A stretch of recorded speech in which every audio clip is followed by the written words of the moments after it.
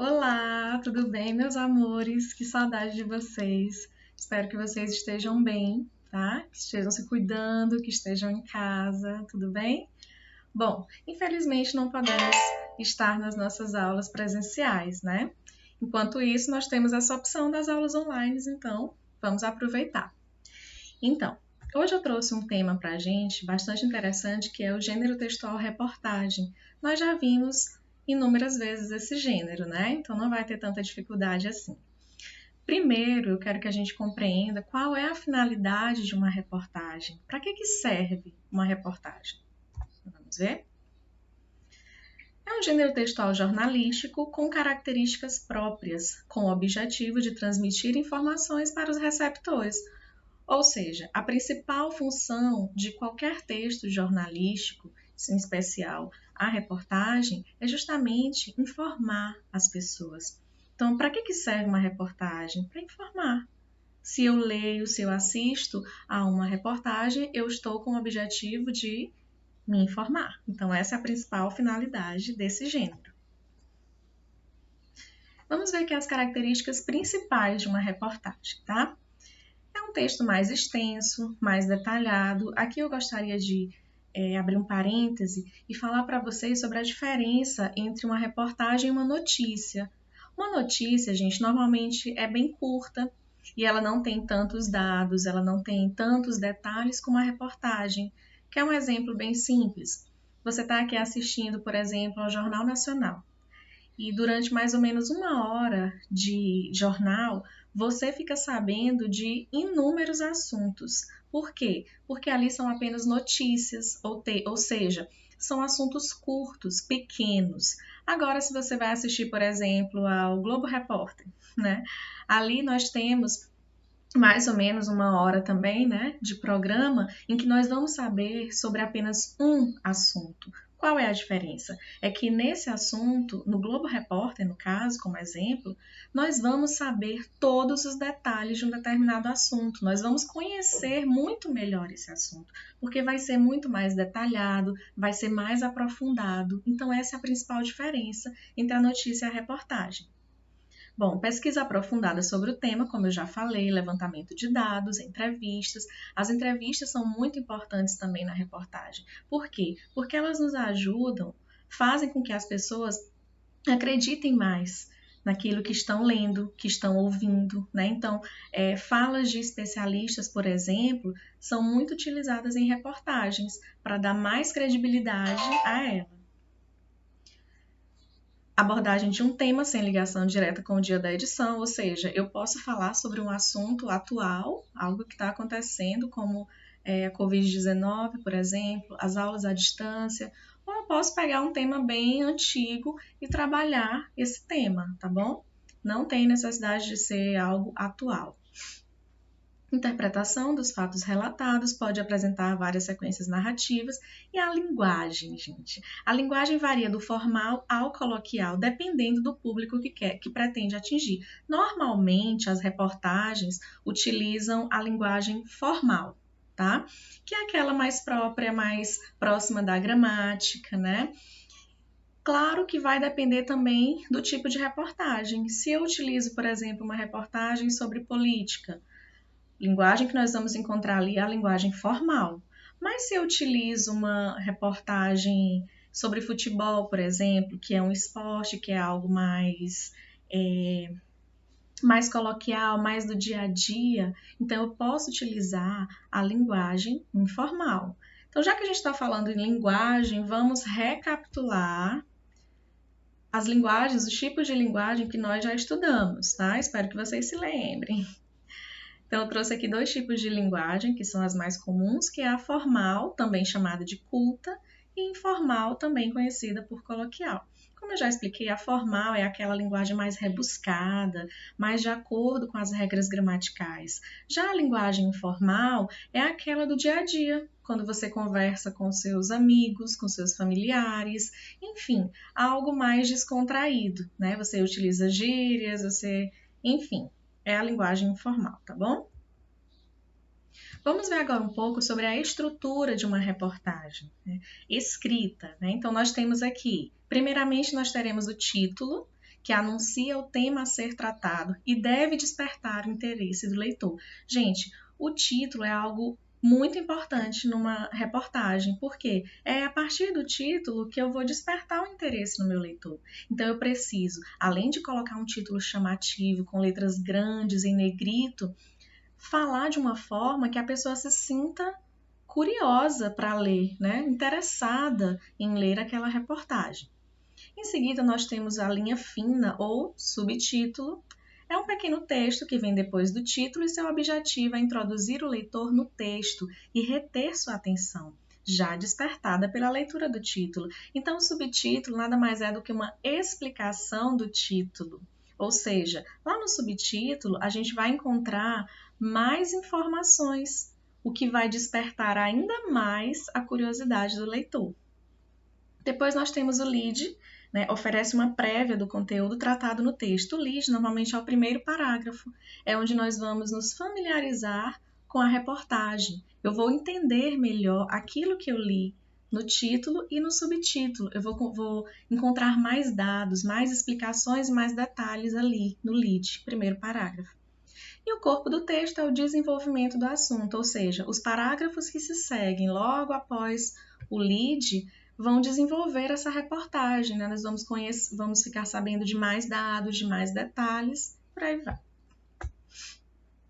Bom, é muito importante a gente compreender também a diferença entre fato e opinião. Isso é muito comum nos textos jornalísticos. Eu, inclusive, já trabalhei isso com vocês, mas nós vamos trabalhar novamente, tá? Então, nós temos aqui o que é fato?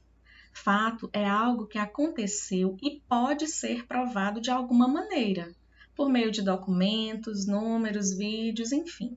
Então, fato é algo que eu não posso contestar. Não depende daquilo que eu penso, não depende do que eu acho, né? Fato é algo que aconteceu e ponto final. E pode ser comprovado. Olha um exemplo. O Brasil está situado na América do Sul. Isso é fato. Eu não tenho o que questionar. Eu não posso dizer, mas eu acho que o Brasil é na África. Não, não depende do que eu acho, né? O Brasil está situado na América do Sul, isso é um fato e não há o que contestar. Agora vamos ver o que é opinião. É uma interpretação do fato, ou seja, um modo particular de olhar o fato. Esta opinião pode alterar de pessoa para pessoa devido a fatores socioculturais. Então, na opinião, já vai ser diferente, bem diferente do fato, porque eu vou colocar ali a minha visão sobre um determinado fato. Olha um exemplo. O Brasil é um ótimo lugar para se viver. Todos os brasileiros, todas as pessoas pensam assim? Não. Então, isso é uma opinião, ou seja, é o ponto de vista de alguém. Para algumas pessoas, o Brasil é um ótimo lugar para se viver, para outras pessoas, não. Perceberam a diferença? Isso é opinião, é quando você coloca a sua preferência, quando você coloca o seu ponto de vista. Olha aqui mais um exemplo para a gente esclarecer bem essa questão de fato e opinião. Nós temos aqui na coluna do fato as seguintes frases. Existem 8 planetas no nosso sistema solar. O Sol é uma estrela. Os astronautas foram à Lua. Alguém pode contestar isso daqui? Não. Por quê? Porque são fatos, estão comprovados que aconteceram. Então, eu não acredito que os astronautas foram à Lua. Tá, aí já é outra história, né? Mas que eles foram à Lua, sim, eles foram e comprovaram. Então, isso é um fato. A outra coluna nós temos a opinião. O espaço exterior é legal. Existem alienígenas em outros planetas. Plutão ainda deve ser um planeta. Então, essa questão do existem alienígenas em outros planetas, isso daí é uma opinião. Por quê? Não posso dizer que é um fato porque não tem nada comprovando, não tem nada que comprove a existência de alienígenas, né, em outros planetas. Então, nós consideramos essas frases como opinião, porque aqui a pessoa está expondo o seu ponto de vista, né, o que ela pensa sobre um determinado assunto, tá bom? Então, essa é a diferença entre fato e opinião. Bom, agora eu trouxe aqui para a gente uma reportagem para nós analisarmos esses elementos que nós estudamos, ok? Então, vamos lá. Educação à distância em tempos de pandemia. É um tema bem atual, não é isso? Então, vamos acompanhar a leitura. Suspensão das aulas alterou a rotina de quase 600 mil estudantes do ensino fundamental ao médio. Educadores também precisaram se adaptar. Após a suspensão das aulas, como medida de combate à Covid-19, estudantes, pais e professores tiveram que adaptar a rotina de aprendizado ao isolamento social. Apenas entre o ensino fundamental e médio, a medida afetou quase 480 mil alunos da rede pública e mais de 170 mil da rede privada, segundo dados da Secretaria de Educação. O G1 conversou com pais, alunos e professores envolvidos na tarefa de adotar uma nova rotina. A maioria defende as aulas à distância como forma de garantir, em parte, a normalidade nesses tempos de pandemia. Para a psicopedagoga Andréa Vani de França, o ensino à distância é importante para manter pelo menos parte da rotina, bem como estimular e ativar as funções cerebrais que auxiliam no aprendizado. A médica Fabiana Mendes reforça a tese. A pediatra esclarece ainda que, dentro da rotina, é possível definir momentos para as principais atividades que estão na vida da criança e do jovem, como o estudo. Segundo Fabiana, na rotina a gente vai colocando os cabides. Ela lista esses cabides como o da alimentação, o cabide do sono, da atividade física, da atividade escolar e das brincadeiras, por exemplo, cada qual com seu espaço. Percebam que esse trecho aqui, na rotina, a gente vai colocando os cabides, está entre aspas, e eu fiz questão também de colocar em negrito para chamar a atenção de vocês. Por que esse trecho está entre aspas? Porque é a fala de alguém. No caso aqui, é a fala da Fabiana, que é uma especialista, uma pediatra. Então, por que o repórter decidiu colocar uma fala de uma especialista dentro da sua reportagem, como eu expliquei anteriormente, para dar mais credibilidade à sua reportagem? Ou seja, eu estou lendo aqui essa reportagem e começo a ver falas de especialistas no assunto. Então, eu vou acreditar mais nessa reportagem, né? Percebam também que nesses textos, nesse gênero textual, como a reportagem, o autor normalmente não expõe o seu ponto de vista, não expõe a sua opinião. Né? Não é um texto literário, então não é um texto que expressa emoções, tá certo? Então existe essa distância.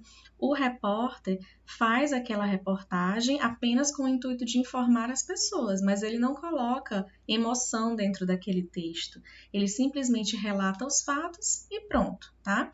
Essa é mais uma característica do gênero jornalístico.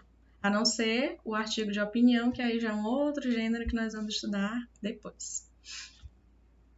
Então, vamos aqui. Fazendo uma análise dessa reportagem escrita, nós temos aqui, podemos identificar o título, muito simples, né? Tá lá, Educação à Distância em Tempos de Pandemia. O subtítulo é aquele que vem logo após o título, em letras menores, né? Suspensão das aulas alterou a rotina de quase 600 mil estudantes do ensino fundamental ao médio. Educadores também precisaram se adaptar. Ou seja, aqui no subtítulo eu estou dando uma explicação a mais para esse título, né? Eu dou algumas informações que não estão contidas no título, chamando assim a atenção do leitor para ler o restante da reportagem. Nós temos aqui o lead, a informação está contida no primeiro parágrafo. Então, como eu falei para vocês, o lead é aquele primeiro parágrafo da reportagem, porque é lá que nós vamos encontrar algumas respostas para os questionamentos que nós fizemos ao ler o título, ao ler o subtítulo, ou seja, no lead a gente encontra dados a mais, nós encontramos mais detalhes sobre essa reportagem. E o corpo do texto é o conteúdo abordado nos parágrafos seguintes após o lead, ou seja, após o lead, tudo que você for ler é o que nós chamamos de corpo do texto, né? É onde a reportagem vai sendo desenvolvida, você vai conhecendo melhor, você vai vendo as entrevistas que aconteceram, as falas de especialistas, dados mais aprofundados, tá certo? Bom, Eu acho importante, já que nós estamos falando desse gênero jornalístico, reportagem, é importante nós falarmos sobre um assunto bem polêmico, né, que são as fake news. Como todos nós sabemos, fake news são notícias falsas. E é importante que nós estejamos sempre atentos na hora de espalhar alguma notícia pelo WhatsApp, pelas outras redes sociais, porque muitas vezes essa notícia, que pode ser uma fake news, pode atrapalhar muito a vida de muitas pessoas, né? Inclusive, se vocês pesquisarem, vocês vão encontrar algumas pessoas que chegaram a ser assassinadas por conta de fake news, né? Ou seja, mentiras falsas sobre elas que foram espalhadas. E as pessoas não procuram entender se realmente aquela notícia é verdadeira, né? Não procuram uma fonte confiável. Simplesmente leem a notícia, a fake news, e saem espalhando e fazendo muitas vezes até justiça com as próprias mãos. Então, para isso, eu também trouxe aqui para a gente algumas dicas, né? Para a gente combater, para a gente perceber se uma notícia é ou não fake news. Nós temos aqui boatos. Não acredite em tudo que você lê na internet. Não tem fonte? Não repasse. Leia a notícia inteira. Pesquise outra fonte. Muitos adjetivos? Desconfie. Busque a fonte original. Confira a data, isso também é importante. Quem publicou? Cheque o histórico. Está em dúvida? Não repasse. Eu acho que esse último questionamento é o que a gente tem que estar sempre com ele em mente. Você está em dúvida se aquela notícia é verdadeira? Não repasse, não passe adiante. Então faça a sua parte, que é de não espalhar essas fake news por aí, tá bom, pessoal? Bom, eu trouxe aqui pra gente uma sugestão de atividade, né? Já que nós vimos aí o gênero reportagem, estudamos um pouquinho sobre os elementos que o compõem, né? A sua estrutura, eu gostaria que agora vocês fizessem o seguinte, vocês vão ler uma reportagem que eu vou enviar em PDF e em seguida vocês vão identificar os seguintes elementos. Vocês vão anotar isso no caderno de vocês, tá? O título, o subtítulo, lead, corpo do texto e a linguagem utilizada nessa reportagem, tá certo? Depois eu vou corrigir cada uma das tarefas, tá? Saber se vocês estão realmente aprendendo, se estão com dúvidas, se eu preciso voltar, enfim. Bom? Bom, pessoal, então a nossa aula termina aqui. Fiquem em casa, tá? Fiquem com Deus. Espero que estejam todos bem, sintam-se abraçados. Estou com muita saudade e até a próxima!